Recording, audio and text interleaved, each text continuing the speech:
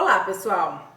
Na nossa aula de hoje, nós iremos fazer a correção da atividade que eu deixei na nossa última videoaula, que foi sobre colocação dos pronomes oblíquos átonos em locuções verbais e tempos compostos.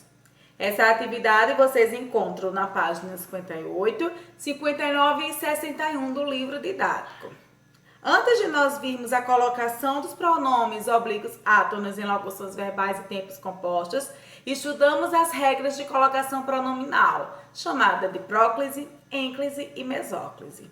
Vocês já entenderam que para posicionarmos o pronome em relação ao verbo, temos que primeiro entender, ou observar quais são as palavras que antecedem esse verbo, se elas têm poder de atrair ou não o pronome para frente do verbo. No caso das locuções verbais, que são aquelas formadas por um verbo auxiliar mais um verbo na forma nominal, seja de gerúndio, de particípio ou de infinitivo, temos que entender como que esse pronome oblíquo pode ser colocado e onde ele pode ser colocado. Vamos à primeira regra. Quando nós estivermos diante de uma locução verbal formada por um verbo auxiliar mais um verbo na forma de particípio, o pronome, por via de regra, o pronome oblíquo átono, pode vir antes do verbo auxiliar ou entre o verbo auxiliar e o verbo na forma de particípio. Porém, nunca poderá vir depois do verbo na forma de particípio. Como vocês têm aí na questão 13, vocês têm a seguinte frase: o individualismo não a alcança. A colocação do pronome átono está em desacordo com a norma culta da língua na seguinte alteração da passagem acima. Ou seja, se nós fôssemos fazer a alteração dessa frase, o individualismo não a alcança, qual seria a forma mais inadequada do ponto de vista normativo da língua? Vocês têm a frase o individualismo não a consegue alcançar. Nós podemos perceber aqui que o não a consegue alcançar está correto, uma vez que a locução verbal aí é formada por um verbo auxiliar mais um verbo que está na forma de infinitivo.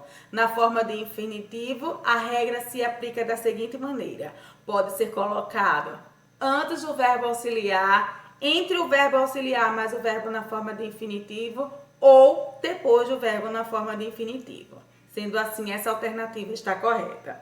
Na alternativa B, o individualismo não está alcançando-a.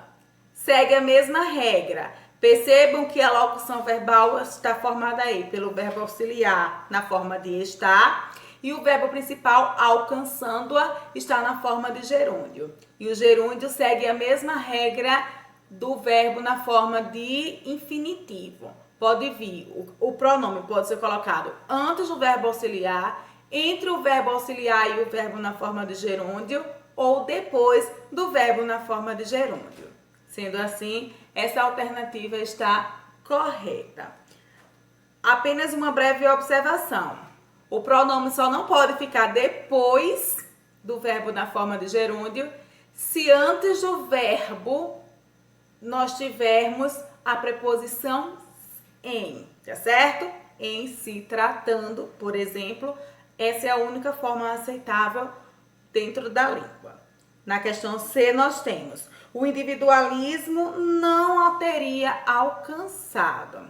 Veja, essa alternativa está correta da forma que está escrita assim, porque nós temos uma locução verbal formada pelo verbo ter na forma de teria, mais o verbo alcançar na forma de particípio, alcançado. E o pronome oblíquo átono antecede o verbo auxiliar. Sendo assim, a regra está correta, porque a regra diz que pode vir antes do verbo auxiliar ou entre o verbo auxiliar mais o verbo na forma de particípio. A alternativa D, o individualismo não tem alcançado-a. Essa é a alternativa que está em desacordo com a língua normativa, com a gramática normativa. Porque nós podemos perceber que a locução verbal aí é formada pelo verbo ter, na forma de terceira pessoa, tem E alcançado está na forma de particípio. E como o pronome oblíquo vem depois desse verbo na forma de particípio, está errada do ponto de vista normativo, certo? Então, a alternativa que vocês deveriam ter assinalado é a alternativa D, porque essa está em desacordo com a língua. Na questão 14 da página 59, vocês têm um trecho da canção Sou Seu Sabiá, que diz: eu sou sua sabiá, não importa onde for, vou te catar. Te vou catar, te vou catar, te vou catar, te vou. Né? Caetano Veloso. Observe a colocação do pronome ti em relação à locução verbal vou catar. Comente a adequação segundo as regras da gramática normativa. A adequação acontece uma vez que, como já está se tornando até repetitivo aqui, essa locução verbal é formada por um verbo auxiliar mais um verbo na forma de infinitivo.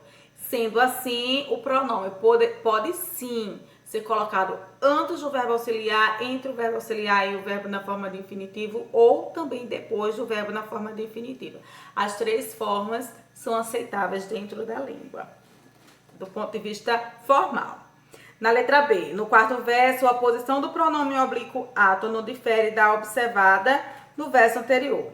Isso configura erro segundo as regras da norma padrão. Explique sua resposta. A gente pode perceber que no quarto verso, por ser início de oração, né, essa forma não é adequada do ponto de vista da norma padrão. Uma vez que, nesse caso, nós não temos a presença, nós temos a presença de uma locução verbal, só que essa locução verbal inicia uma oração.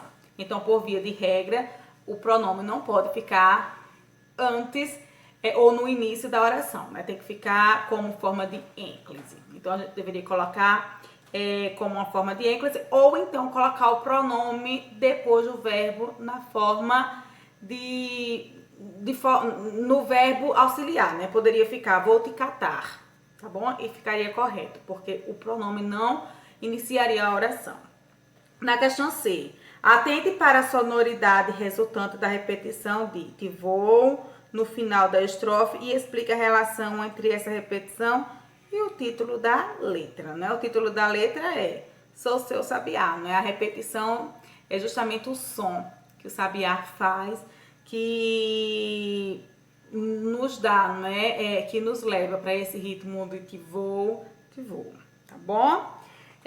Na página 61, como eu disse para vocês, vocês têm aí A, B, C, D, E, F e G para responder. No entanto, nós iremos focar apenas nas letras F e G, porque corresponde ao estudo da gramática. As outras diz respeito à interpretação do texto, que vocês encontram na página 60. Meningite transmitida por parasita avança no Brasil.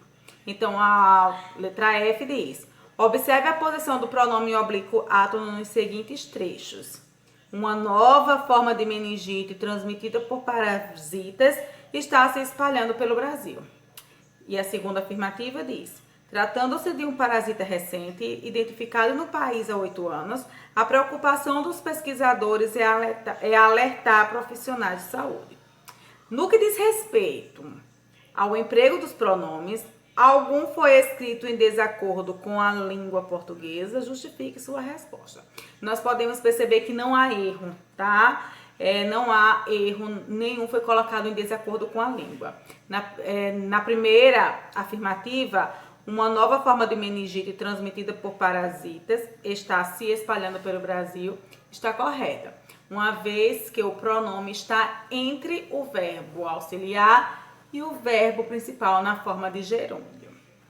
Na 2, tratando-se de um parasita recente, a forma do pronome colocado aí depois do verbo, configurando assim uma ênclise, também está correta, porque eu disse para vocês, não se inicia orações com pronome oblíquo, tá certo?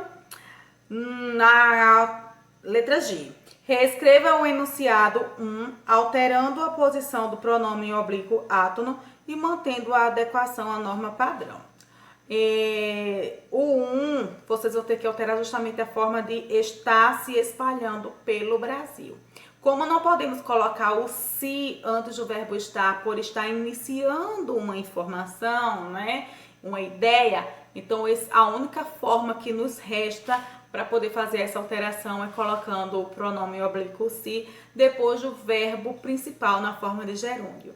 Ficando assim, está espalhando-se pelo Brasil. Ficaria: uma nova forma de meningite transmitida por parasitas está espalhando-se pelo Brasil. Espero que vocês tenham entendido, pessoal. Até a nossa próxima aula.